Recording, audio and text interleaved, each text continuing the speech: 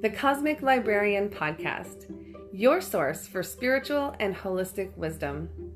I'm Lily, the Cosmic Librarian, coming to you every week with a wealth of spiritual, metaphysical, and holistic information. Join me to expand your horizons of universal understanding and to get free literary gifts. Yes, I'll be giving away every book that I feature on my show. If you want to heal your body, mind, and spirit, if you want to manifest miracles into your life, if you want to learn the wisdom and secrets of the universe, if you want to delve into spirituality so that you can become a better human, and if you want free books, you've come to the right place.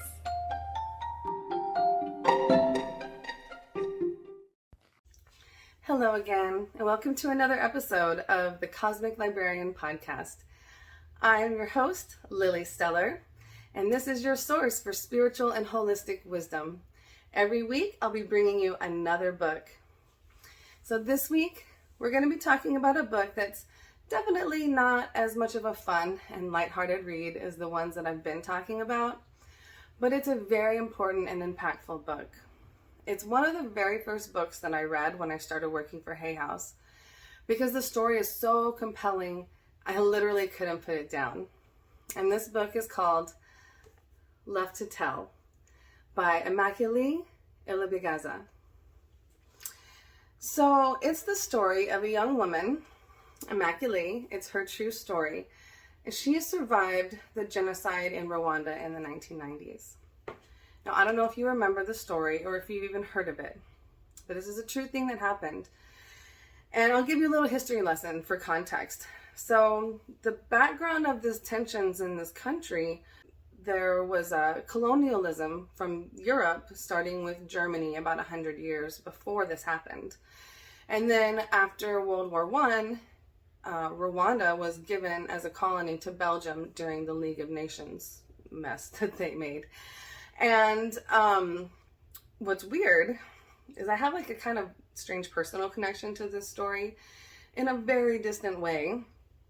Right before I read the story, I found out that I have a lot of Belgian heritage. So I had like a DNA test done, and I found out that part of my mom's side was Belgian, and not just any Belgians, but they're actually Belgian royalty back in like the 16th century. So it's just interesting to me that like my ancestors kind of in a weird way may have impacted what happened in this country in the 1990s when I was alive. So the Belgians, once they took over, they went and decided to create this very distinct social hierarchy among the tribes of people living there. Lower one being the majority, which are like farming people, and they were called Hutus. And then there was an elite minority of people who tended livestock because livestock is more valuable, and they were called Tutsis. And additionally, there was a very small group of like indigenous pygmy population in the country of Rwanda. Now, the Europeans didn't exactly invent the social hierarchy because of the livestock being more valuable. The Tutsi people had already kind of been in power for a long time, but they definitely exacerbated the tensions between the two classes, where they established basically a requirement for all chiefs to be Tutsis, which are the minority again. And a lot of this was due to like colorism, because Tutsis were supposedly lighter skinned, they're taller, have a narrower nose, you know, more European looking, right? But so living in that society where like 85% majority is being ruled by like a 12% minority, and you know, this minority is being treated like the teacher's pet, you know, there's bound to be a lot of resentment created over time. And the Hutu people came to see the Tutsis as like a symbol of colonialism, which, you know, obviously they don't like being colonized. Who likes being colonized, right? So after Rwanda gained independence from Belgium, and this was like in the 1960s, they ended up overthrowing the Tutsi monarchy and declared themselves a republic. And then they elected a Hutu, since there was an obvious majority of Hutus. And then it became kind of a Hutu extremist nationalist regime, where there was just a lot of hatred towards these people who used to rule them. And there were a lot of violence and things started soon after their independence. But then in the 90s, there was a group of Tutsis whose families had been exiled from Rwanda starting in the 1960s, and they made an effort to get back into the country. And so there was this war going on from 1990 to 1993, where there would be a lot of public clashes and there would be war along the Uganda and Rwanda border. And there was just a lot of rifts between people. So Tutsis were becoming like second-class citizens, having, kind of in retaliation for their elite status that they had experienced in the past. So this sweet girl, Immaculee, never done anything wrong in her life, except that she was just born Tutsi. She, was living in a small village in Rwanda, and her family was actually well respected. They were very educated. Her parents were teachers. They were very kind members of the community. They, had a lot of friends, and they were very well respected. And, this girl, she says she didn't even know what Tutsis and Hutus were before going to grade school, because it had never really been brought up in her small village. And it was a really shocking revelation to her that she was looked down upon because of the tribe she belonged to. She never really saw any difference between any of the people. So she was a freshman in college in 1994 when the tensions really erupted and the genocide began. And she was actually at home visiting for Easter, because it happened on Easter Sunday was when everything went down. So the government claimed there was this big attack by these rebels that were from Uganda. In the end, it ended up being a fabrication just to justify this kind of planned slaughter of every Tutsi person that lived in Rwanda. And it was an absolute slaughter. Like Immaculee describes in detail the sights of the murders, the sounds of the screams, the smells of this ruined country, and the feeling of devastation of losing every member of her family. And even as a member of a well-respected family in her village, after the war began, she was treated with anger and hostility and loathing and disgust by people that once loved and adored her, people that were her friends, her family, who she considered her best friends. So she finally ended up safely in the home of a pastor who hid her and 7 other women in a tiny, tiny bathroom for 3 months. Now, this bathroom is teeny tiny, okay? There's actually pictures of it in here in the insert section. You can see how small this bathroom was. It's like 3 feet by 4 feet. Okay, imagine like an NYC apartment bathroom. It's barely just a shower, a toilet, and a sink.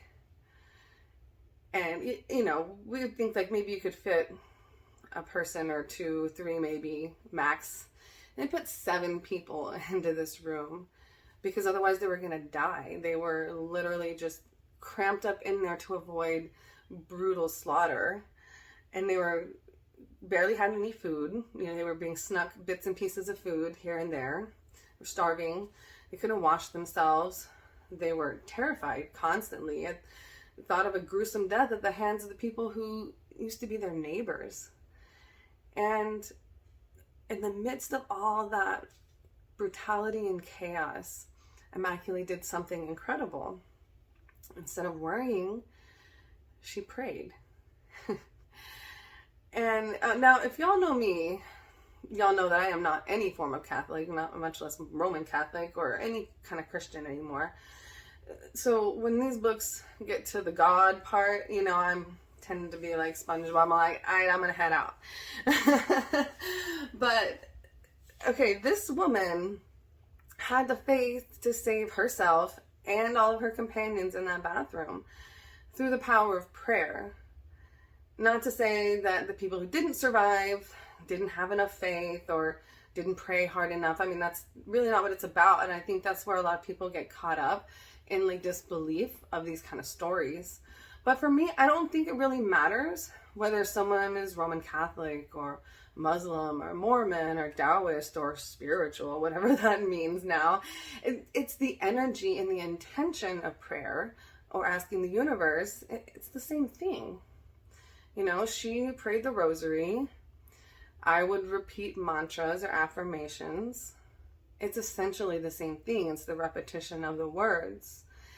And one of the things that I love about this book is the foreword by Dr. Wayne Dyer. He reminds us of a Bible verse. Again, stick with me here on the Bible verses, but with God, all things are possible. And I think over time that saying has gotten really like cliche to the point we forget that it really does have a lot of meaning. Like I sat there and thought about it in the context of this book. You know, if God or the universe or source or whatever you want to call it can save a bathroom full of women from brutal genocide, definitely like my money issues can be solved. My childhood traumas can be healed. My relationship woes can be made peaceful. And it goes to show you that miracles like that happen all the time, big and small. And it's really, especially in the midst of that chaos and the darkness, because that's, in those darkest times, that's when we're forced to surrender. And that is so key to manifesting or receiving, okay? And again, these are the same things. You know, she prayed for her safety. Other people in other communities might say that they manifested their safety. But either way you look at it, it's the same thing. And I mean, this book is absolutely heartbreaking in so many ways. In the beginning, you're going to feel everything. But the hope that she gives you, the way she makes it through, it's incredibly triumphant, the way she survives. And I love listening to this on audiobook because she reads it herself and you can hear the emotions behind her words. You can hear it when she talks about her family members, what the love that she has for them still, and the heartbreak and the pain that she's going through to this day over losing them. And then you also hear the hope and the joy in her voice talking about surviving and the things that she gets to do afterwards. She makes it through that hellish experience and then goes on to help other survivors and bring other people joy and peace. And I'm just fascinated by this book. You know, she manifested this miracle. The principles are the same, no matter what you're trying to make happen.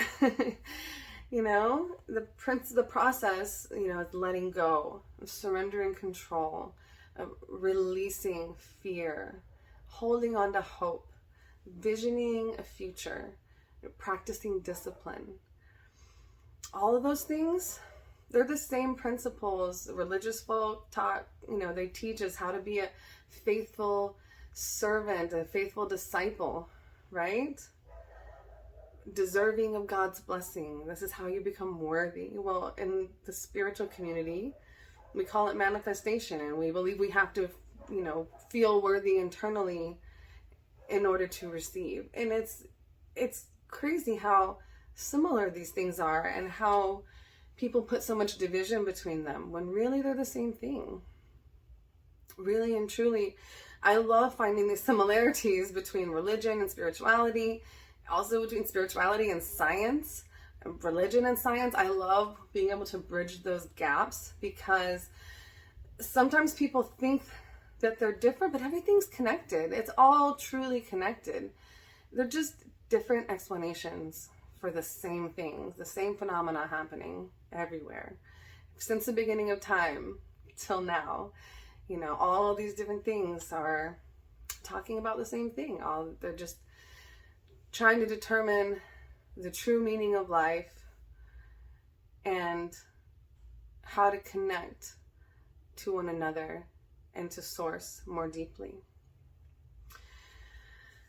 So I have one copy of this book to give away. I wanted to go to somebody who really appreciates a true story, a biography, a story of hope. You know, you don't have to be religious to appreciate this book. You know, you don't even really have to be spiritual to appreciate this book. It's just an amazing story. but it also will give you an uplifting sense of hope and a vision of the future. So, if you want a copy of this book, you can get it for free. All you have to do is go to my website to claim it. It's lilypenhall.us. I'm going to put all that information in the show notes so you won't lose it.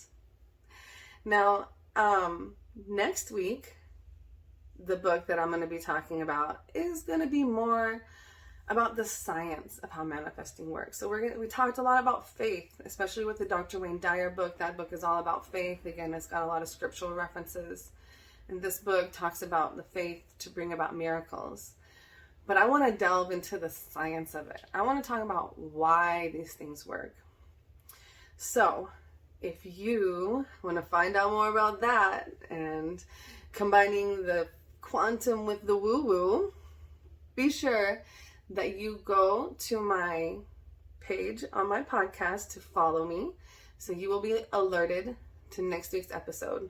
They drop every Wednesday, and I promise you that the impact that you're going to get from these books will change your life, will stay with you forever. So don't forget, like, share, follow, share it with friends that you know love books and that want to get things for free, because I'm here trying to give and share with you guys. So thank you once again for spending this time with me today. I look forward to seeing you next week on the Cosmic Librarian Podcast. Thank you, thank you, thank you. Thank you for listening to the Cosmic Librarian Podcast. Tune in next week for another chance to claim a free book about spirituality and holistic wisdom. Please like, subscribe, follow, and share this podcast with your book-loving friends. When we share, everyone wins.